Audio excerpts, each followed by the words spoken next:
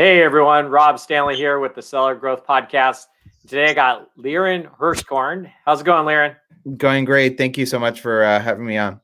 Yeah, so we had a little hiccup on our side, so we're jumped right back on. So we're going to start off with talking about how to launch and market products on Amazon. And Liran, why don't you let's start with launch. Like, walk us through the process when you launch a product. What are some of the hiccups you run into? And what are some of the things people should be doing when they're launching their products on Amazon? Yeah, absolutely. I think 2020 has proven that there's more challenges that we dealt with in 2020 than in the past when launching products. A lot of the reason is because of the limitations Amazon has placed as far as how many units you can send in. So some of the pivots that we've had to have in place in 2020 as part of a launch process is one, purposely slow down the launch process. And two, make sure that we have the capability to do merchant fulfilled with Amazon, because and it seems like things may be changing, but Amazon has limited 200 units for new SKUs, and so if you want to do traditional launch where you get very aggressive, and we could talk about the details with advertising, and you do some kind of launch rebate campaign, but you only have 200 units sitting at Amazon, then you're very limited to how fast you can go. And you have to think about that, whether, again, you want to add merchant fulfilled option or slow down the process. So as far as some of the steps, what we've done for products that are, I would say, not hyper competitive, we've used mainly Amazon advertising to get initial traction, along with other strategies to get some initial reviews. So using the Vine program, using the early reviewer program, maybe you ask, maybe you ask a few friends to help you get some initial reviews. I wouldn't go too crazy, but trying to get a few initial reviews, launching the product using PPC, being very aggressive with the PPC strategy, and that's been successful for a lot of products that are, I would say, hyper competitive, like supplements or pet supplement products that we've launched. We've also done aggressive PPC, as well as some search, find, buy type of campaigns with rebates. But what we've done is we've purposely made the launch process longer, with less units per day, because of the restrictions on the amount of units that we could send in. So maybe we wanted to do 150 units or maybe we wanted to do 300 units, but have done 150 units over a month instead of 300 units over a month, because again, we're limited in terms of how much stock we can send in on new products. And then phase 2 and 3 of the product, once Amazon opens up more inventory for us, once we have a little bit more traction with more inventory we can send in, we'll go into phase 2 and phase 3 of the launch, where we'll target more competitive keywords. So we start out with like very long tail keywords in the beginning that also contain our main keyword in there. And then phase 2 and 3, we'll start to get into more competitive keywords once we have more reviews and once we can do kind of bigger giveaways in terms of launches. So we've had to pivot a little bit and approach the launch process a little bit differently because of changes in 2020. Yeah, I'm going to ask you a few questions. Let's go back to the supplements. Now, first of all, supplements are usually something that a new seller shouldn't jump into. There's quite a bit of things you got to do. Had a guest on a couple of years back on one of the podcasts, and they talked about doing supplements, and this person had done quite a bit of supplements. They talked about doing an entire marketing campaign prior to even putting the supplement up on Amazon. Have you heard of doing something like that? And what kind of approach do you do? Like, what kind of marketing would you do for something like that? And then also, let's say, is that something somebody could do with maybe a non-supplement product? Yeah, I mean, it's possible that what they were doing was creating an audience ahead of time for the product, and then having that audience sort of ready and warmed up to buy the product at launch. we generally, already have these audiences either through services that are out there for ranking that we use. So we haven't had to do that. We did help a seller last year that did a launch in a more interesting way, where they already had an audience, and they also have a Shopify store, and they were able to, the launch that they did was they launched a $17 product on Amazon, and they gave a $25 gift card to their store, to their Shopify store, for anybody who bought the product on Amazon. So they used their audience, and they gave a gift card, which that $25 gift card, cost them a lot less money. From a COGS perspective, maybe it's really like a $5 to $7 expense between the product and shipping, as opposed to the full rebate, and they're getting people to come back to their store and buy. And not everyone probably will necessarily even use the gift card. So that's kind of one of those situations where if you do have an audience, you could be smart about how you utilize it. But for us, yeah, we did this in pet supplements. We're still launching right now several products in that space, and it's very competitive. And so we've had to do beyond just aggressive PPC, we've had to do launches. And I agree in terms of what you said as far as like not jumping into this. It's a big market, but it's also very, very competitive. And the sellers that we're working with, have raised money, they have funding, they have the capability to spend money on the launch and be willing to lose money to just drive, new customers and growth. Let's talk a little bit more, because I know we're going to get a flood of questions in on this. So you were talking about they were giving away, I think you said like a gift card or something in their Shopify store. Mm-hmm. Go through that process a little bit, because I think there's a lot of misunderstandings of how to do it and not violate Amazon TOS. So could you kind of step us through that process of how they did that? Yeah, I mean, I think Amazon TOS, states that you cannot incentivize a review.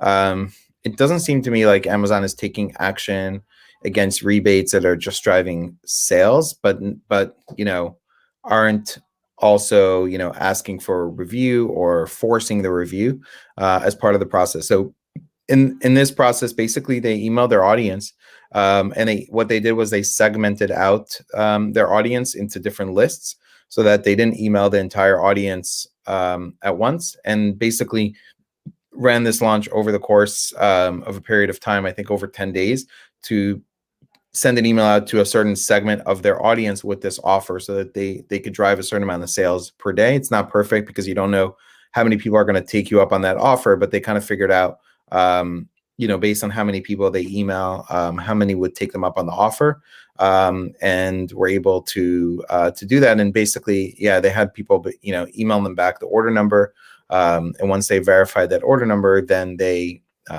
gave the gift card to the storefront. There's other ways to automate this better with some tools or ManyChat or things that are out there, but so I think a lot of this was managed manually, but it also wasn't like a tremendously big launch. And I think the idea of giving a gift card to your Shopify store to that audience is really smart if you have buyers that are coming, that are on your email list that are shopping on Shopify. For a lot of Amazon sellers, it's not necessarily the case, but if you have that capability, it's really smart because you're just driving more affinity to your brand. You and I are both on a lot of Facebook groups and stuff, and I see this question come up a lot. And let's talk a little bit about it. Insert cards. Can they still do insert cards, but they got to be careful what they say on them? Or I mean, we talked a little bit about people have used insert cards for warranty, and as long as you're having them go to a warranty page and strictly a warranty page and not using it to try to get feedback, that's okay. Maybe dive into that a little bit. Yeah, I think it's a gray area. So I'll preface, I'll share what we do, but I'll preface saying that, do do it at understanding that this is a gray area. But we do. I think my opinion is if you're not talking about reviews on the insert, you're at a lot less risk to potentially get in trouble. And I can tell you also that last week I interviewed somebody who has a vendor relationship, and Amazon has looked at their products. They've sent them to the vendor manager. They have inserts in there. They're a big company. They do. This person works for them. They do 100 million plus with Amazon on vendor. They have inserts, and they told me that Amazon has sort of seen the products, looked the products, opened the products, and they've never raised a concern with them. What we do, one product I have right now, what we do is we give a lifetime warranty, and we have an insert card. We take people through a text process. So we'll say, text this word, to this number to activate your lifetime warranty. Must be done within 14 days of purchase. And then we take them into a text funnel that basically asks them what the order number is, what their email is. We get that information. We then tell them the warranty is activated, and then after that, we do ask them for feedback, how they like the product. If they have a problem, we try to solve it, refund or replace the product. Or if they like the product, then we will ask them for an honest review on Amazon. Again, we're not incentivizing the person. Like, everybody who opts in can get the lifetime warranty. The one gray area I would say is that we're doing, or that some may say may be a violation, is we're asking the person for their feedback first.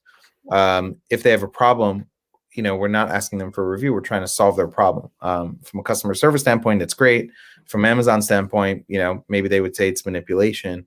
But that's what we do. We haven't had any issues. So I think you just need to be smart about it. And, the most successful sellers that are driving the most amount of reviews are utilizing strategies like this. We have a client that sells a consumable product, and in their case, they offer a free gift because they can't offer a lifetime warranty. And again, they don't mention anything about review. They give everybody the free gift. Everybody who opts in, they give the free gift. Then they follow up for a review. But the benefit that they get is they also get the person's email. They opt in, and then they can, they do email marketing to that buyer. So just getting the data from Amazon is super valuable. So I think it's worth money to get that data, and that's why they'll spend $6-7 per between the free gift and the shipping of it per customer. And they've also 5x their review rate since they've implemented it. So I think these are strategies you should put in place, but obviously at your own risk. Yeah, I mean, I would always be about collecting that data and getting those people, because when you go to launch that new product, like you just talked about earlier, you've got a built-in database of people that you can launch that product to, as long as it's comparable or in the same category. Yep. Just real quick, everybody joining us, I got Liran Hirschkorn on. Please hit that like and subscribe button. We'd really appreciate it. And real quick, just need to mention that we got coming up this coming Thursday, 11th. And Liran's going to be on. We have the accrueMe Seller Growth Summit. Be sure to take a look at the screen. Go to accrueMeSummit.com. It is free. He will be there this Thursday, and we'll continue on. So, Liran, why don't you also jump into a little bit? You were talking a little earlier about the display network on Amazon and some of the marketing. Maybe step us through, like, if I'm not mistaken, on the display network, there is several different options for display network. And then maybe also talk a little bit about PPC, or what is your combination you do when you're launching as far as the marketing side? Yeah. So I think from the display network, there's two ways that you can sort of get access to some of the display network. One is through Seller Central sponsored display ads, and then one is through the DSP platform. The DSP platform is something sellers don't have direct access to, or brands don't have direct access to. Typically, it's something Amazon will reach out to you, or you can reach out to them to utilize, or you can run through agencies. It's actually cheaper to run through an agency than to run it through Amazon. I think you have a lot of advantages working through an agency. The minimums are less, as far as the overall minimums, and the line item minimums, meaning the different strategies. I would say that unless you're fully maximizing the opportunities of advertising in Seller Central, that you should not consider DSP, and you should really work on the Seller Central side, if anything, on the product sponsored display. So within sponsored display, there's a couple of options. One is product targeting, and one is retargeting. So product targeting, I highly recommend, allows you to put basically display kind of ads that show up in a variety of places, including underneath the bullets, underneath the buy box, next to reviews, sometimes at the top of a page, sort of in different banner type of formats. And I highly recommend that. And again, you can test this at minimum budgets, $10 a day, $5 a day, low budgets. Cost per click can be cheaper than on sponsored product ASIN targeting. Retargeting, is something worth testing. The one benefit of retargeting within sponsored display as opposed to DSP is that you're paying per cost per click, unlike DSP where you pay for impressions. So it's a little bit of a different model. And I recommend it also. I think it's especially important if you have a consumable type product, if you have a product that's more expensive. There's more use cases for retargeting or remarketing. Remarketing is targeting people who have bought your product in the past. But if you have a high priced product, the whole point of retargeting is somebody came to your listing and then you show them an ad again. If you have a high priced product, there's likely a longer consideration period, a longer period of time where they are, thinking about making that decision to purchase your product. And so it makes more sense. On the DSP side, I would say you want to look at it more so from brand building and not the same. It's not sort of an immediate ROAS type thing. And there's also opportunity for cannibalization of your organic sales if you do turn on retargeting. Somebody could be on your listing and 2 minutes later they're served a retargeting ad.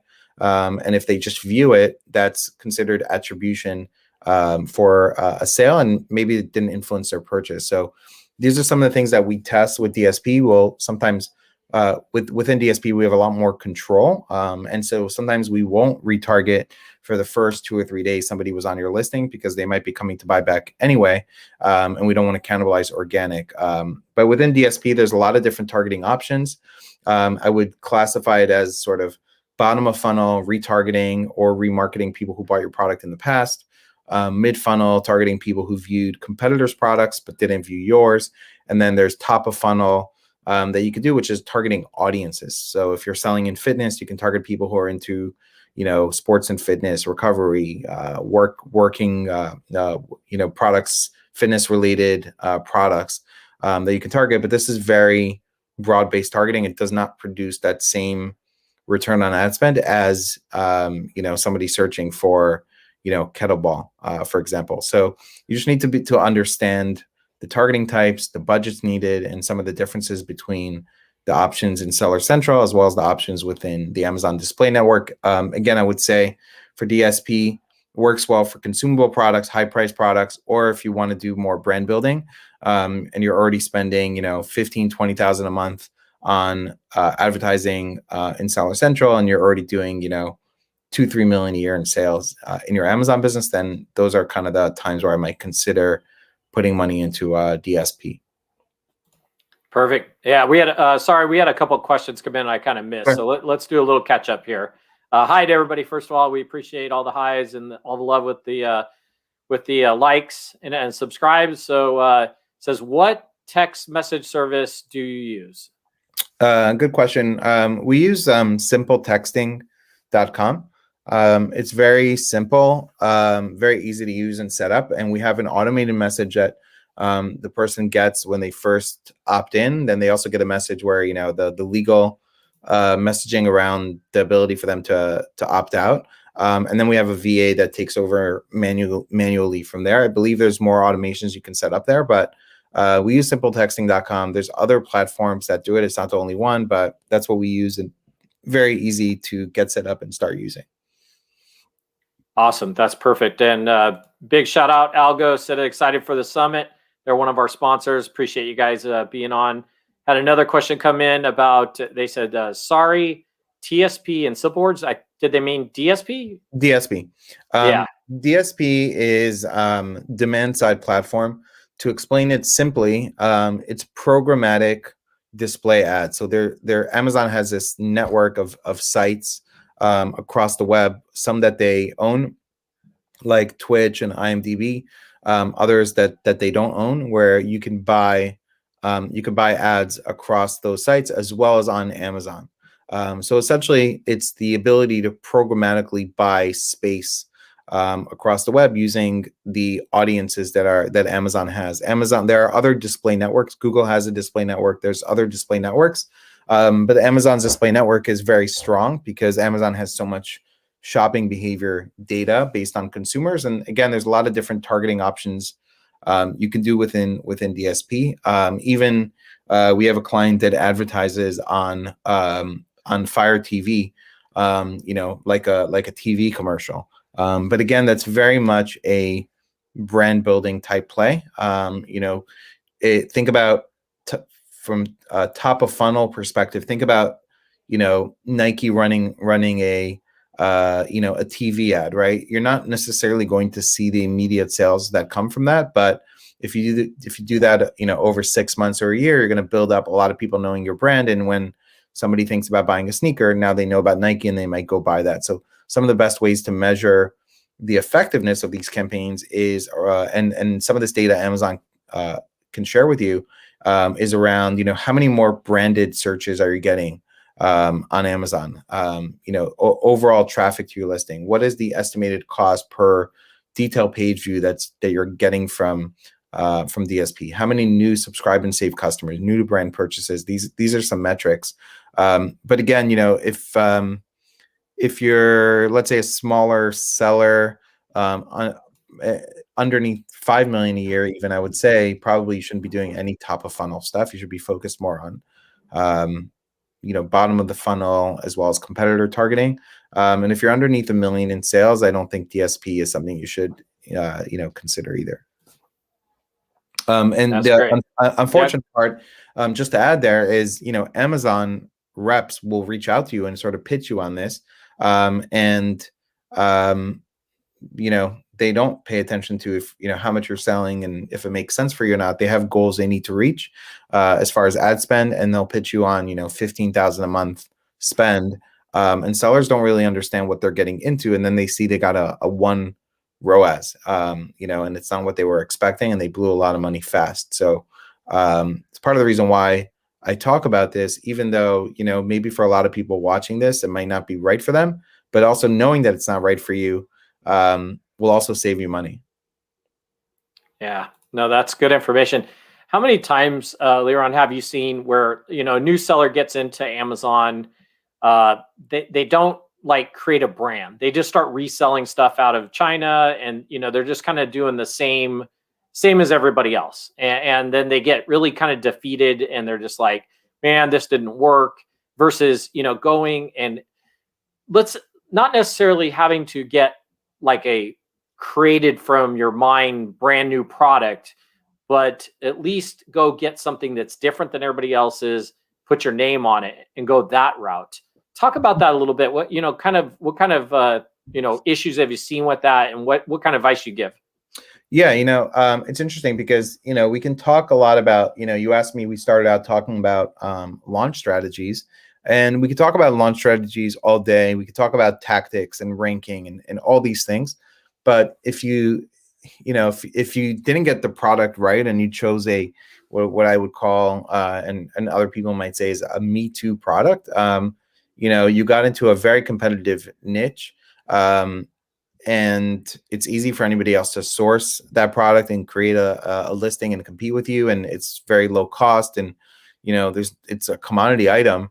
That's the biggest reason why I see people that aren't having success. It's really choosing the wrong product. At the same time, I've seen people have success that don't know Amazon all that well. They're not super experts. They haven't been in this space for 5 years. Maybe their first product, and they had success because they happened to choose the right product and put in thought more around the product selection, the look of the product, the branding, the packaging, like all these aspects they put thought around. And it's a lot easier when you do that. Everything moves a lot smoother. When you choose the wrong product, everything's an uphill battle. Your launch will not work. You'll rank, and then you'll lose the rank. Your PPC will not work. You'll have trouble getting clicks and impressions and a reasonable ACoS. Like everything just won't work well. And so I see it a lot because it's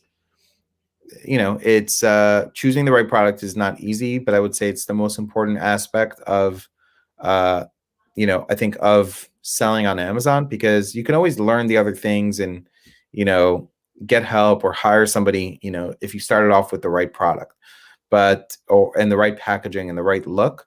But if you started off with if you're launching a jump rope that looks like everybody else's, and it's a $10 product, and you're competing against other people with thousands of reviews, it's just tough because you have to give that consumer a reason to buy your product, and there's competitors that already look better than you. So I think you need to really ask yourself, why would somebody buy my product? Before this, the call I got kind of hung up on was a guy I spoke to who's in the skincare brand, and his brand is very sort of newer, a few hundred reviews, launched last year, but not his first skincare brand. But he has a look, he has a feel, looks premium. He's going for a certain market. He's thought a lot about. He's gone into a competitive market, but he's thought a lot about the brand. And those are the sellers that I see that are having more success. And the ones that feel like defeated, etc. It's mostly not because you don't really know how to do Amazon. It's just you didn't choose the right product. Yeah, which should also absolutely. it should be encouraging too, because you should get rid of that product and try again. And you probably learned a bunch of things, even if I wouldn't consider it a failure, because you probably learned a lot of things in launching your first or second product. And so most of the time, if you talk to the most successful sellers, it wasn't necessarily their first product that was their most successful product. So I think there's a lot of lessons you can learn in launching, and you should, but also you have to be thoughtful around the product you're launching and why it's better for the consumer. Or there are certain times where you can break into a category, but your advantage needs to be capital. The willingness to lose money or break even for a year while you accumulate reviews and can catch up to some competitors. That's also a strategy, but for a lot of smaller sellers, it's not a reasonable strategy. And you could choose other products that you can launch. This strategy, in terms of putting a lot of money behind something, is more of what I see with brands that also have other distribution channels. They're launching into retail stores, they're launching on their own website, and they really want to break into Amazon, and it's competitive. And so, they don't have necessarily a choice in choosing another product, but they do have the funding where they can break into the market. Yeah. So we had another question come in. Let's throw this up here real quick. Is there anything a registered brand can do that uses, I think they mean keywords, KW, catered to adult type themes? That's a really interesting one. Yeah, there's a variety of things depending on what the product is. There are a variety of things. So first, sometimes certain products you just won't be able to run ads for those products. But you can still have A+ content. You can still have a storefront. You can still build great packaging. You can still differentiate your product, and you can find other ways to drive traffic to those products. So you can still do launches and drive organic rank. Now, there are sometimes certain products that you can't have. Okay, so I'll give you a situation. I had a seller that I help with, one of our clients, that had a product. So I'll share with you. It's a prosthetic breasts. Okay.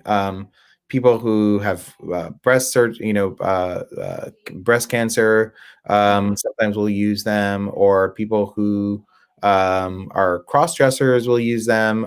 So a variety of use cases. And one of the competitors was able to run ads, and they weren't. And the reason was the competitor didn't show the nipple on the product in their images. They turned the product upside down. And so they already had a lot of traction with one variation that had great images and stuff, and they didn't want to lose that. So, and they couldn't run ads for it. So they launched another variation, another color that did have the same thing, the images upside down, and then it was approved for being able to run ads. And now when somebody came to the listing, obviously they saw both variations, the more popular kind of style and color and the less popular one. So there was a workaround there. There isn't necessarily a workaround, you know, if you're selling sex toys, for example, sometimes you'll see people, you know, putting it into like the health category, but typically it's short-lived. Amazon will move it and it's not a good long-term strategy. Or sometimes there are certain keywords you won't be able to have in your title. So I spoke to a seller this week that sells a product that is like a microscope type product, electronic, that you can put on your phone, and you can put it on marijuana. Has an app, and then it's tied into the app, and it will tell you the strain, the type of marijuana, the THC content. Like, it gives you a lot of info on it. It's a cool product, but they can run ads, but they don't have the word marijuana in the title, for example. So they're losing something by being able to run the ad. So, sometimes you'll have to make those, with certain products, make those decisions on, is there an opportunity to run ads? And if there aren't, there are other ways that you could try to drive traffic from outside or influence the organic ranking, to kind of show up. So, if they had the word marijuana in it, maybe they would have some SEO benefits in the search results, but they wouldn't be able to run ads. So that's some of the trade-offs. But in all cases, if you have brand registry, you can have a storefront, A+ content.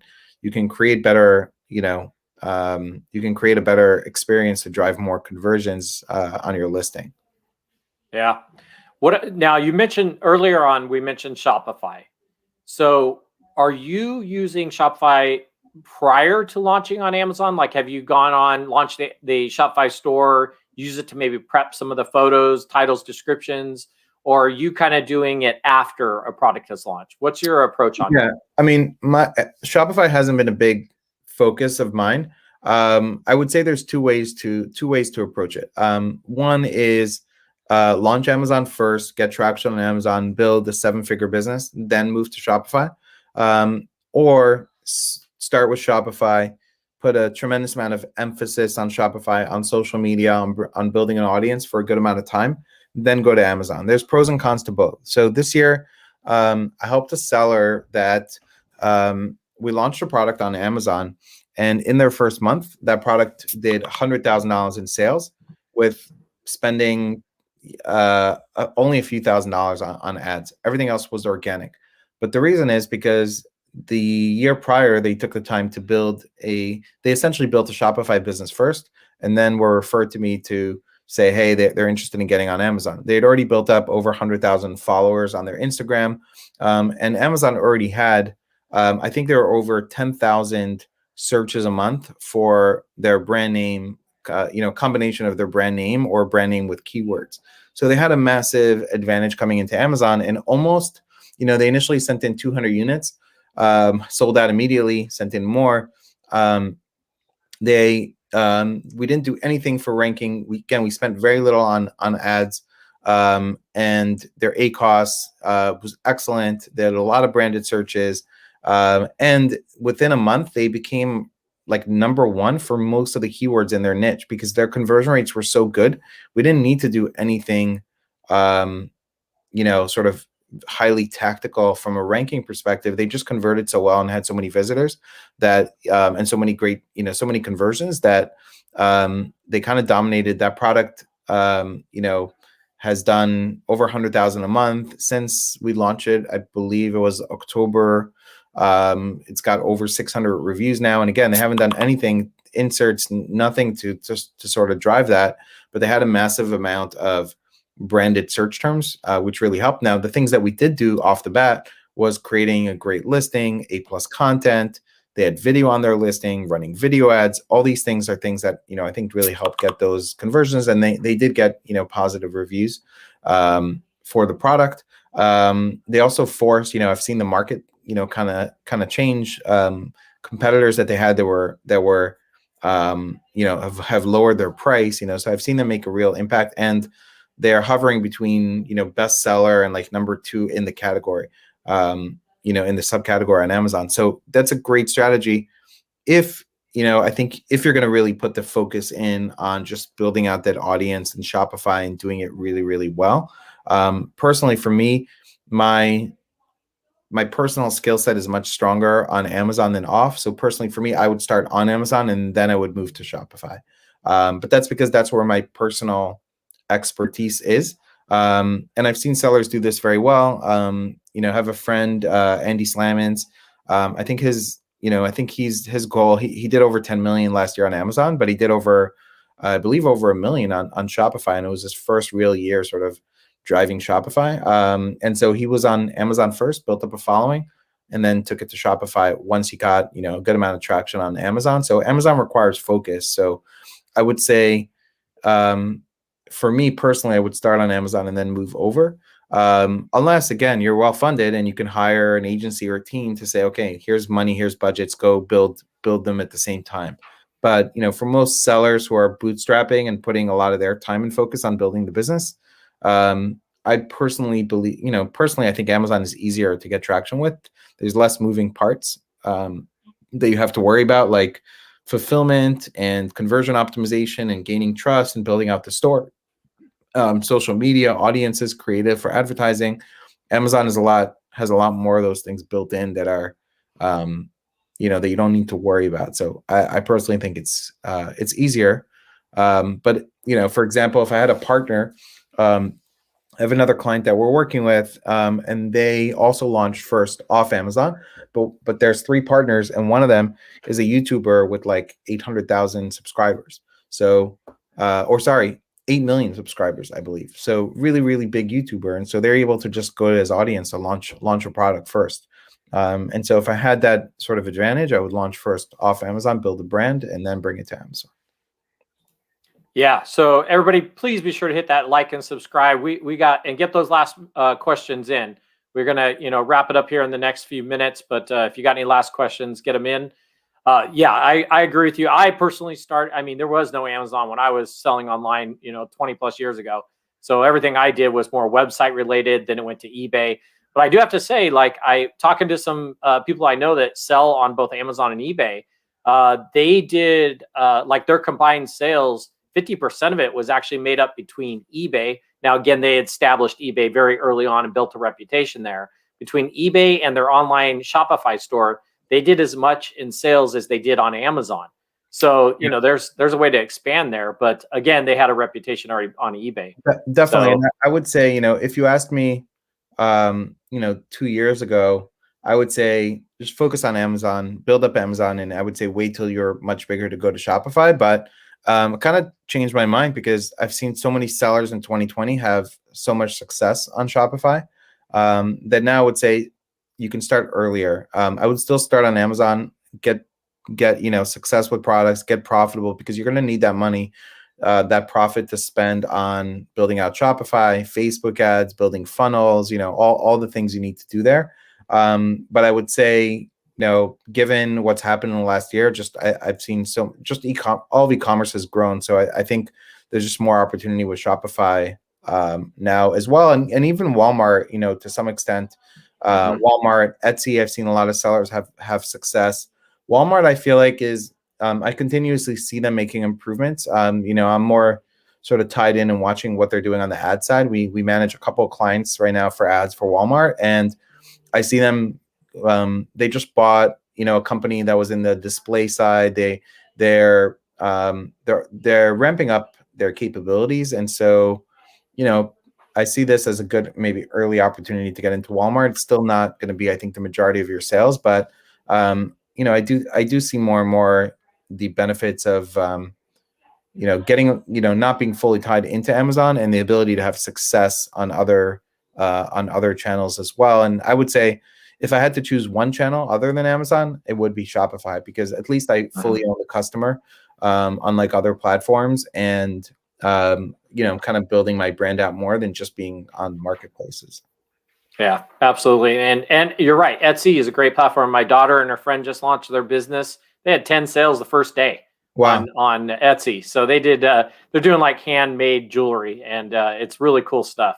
Anyways, yeah, that's for another segment. All right, Liran, why don't you tell everybody you have the company that you launched? It's more like a service or a. Well, tell us about it. Tell us about the company that you launched after you sold your brand, and give us some detail on how people can look you up and get help from you. Yeah, absolutely. So you see here in the logo, Incrementum Digital is my agency. We offer a number of services. We're very focused on Amazon advertising as a service, helping sellers, grow their business using advertising. It's I think should be a really important part of your strategy. We also do full brand management, so working with some bigger brands or those kind of funded brands that are in other channels to fully manage their Amazon business. And that's kind of the major areas we work with. Again, we're starting to delve into Walmart, generally mostly for our Amazon ad customers, getting into Walmart and expand our capabilities in terms of what we could do. We will sometimes take on one-off type services. We have an in-house team that works on our brand management side around listings and copy and graphics and all that stuff. So sometimes we will take on those one-off services, but our main focus is Amazon advertising, DSP, as well as fully running an entire brand from a marketing perspective, launches, reviews, ranking, as well as ads. So we have a team of 30 plus, and we currently work with over 150 brands. Wow, that's perfect. Yeah, we're getting more questions coming in, so we'll keep going if the questions keep coming. So this one's kind of long, so I'll try to just summarize it. If launching a brand new product, what would be an optimal way to structure the PPC? Maybe answer that part first, and I'll get the second question for you ready on that. Yeah. So if you want to use PPC for organic ranking, what we do is we will set up an exact match campaign.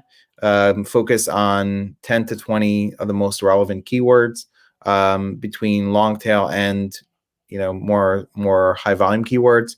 We'll use a lower bid and use top of search placement. So we'll get very aggressive with like 900% top of search placement, dynamic bid up and down.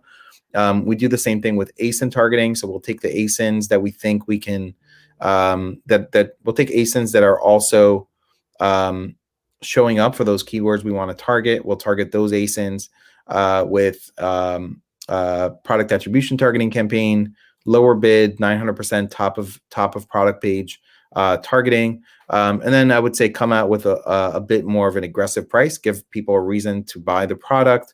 Maybe you're going to add a coupon or a more aggressive price, get those conversions, get traction, and drive reviews along the way. So that's generally kind of our strategy from a PPC perspective. Excellent. And I think that was my buddy Alan. Good to see you, Alan. And so we're going to wrap everything up here. Definitely go take a look at Liran's website. I had it up on the screen there. I'll make sure it's down in the description if you're watching this on YouTube. And Liran, thanks for being on the Seller Growth Podcast. And don't forget, everybody, Thursday, you can see Liran, myself, on the accrueMe Summit, accrueMeSummit.com, this coming Thursday, the 11th. And thanks again for being on. Hey, by the way, I missed the where's the Black Clover hat, man? Usually you got that. Well, you know what? I upgraded my life with my own merch. Nice. So I now have I'm all Incrementum Digital all over. So but I do love Tony Robbins, who I got the Black Clover hats through. I love those hats.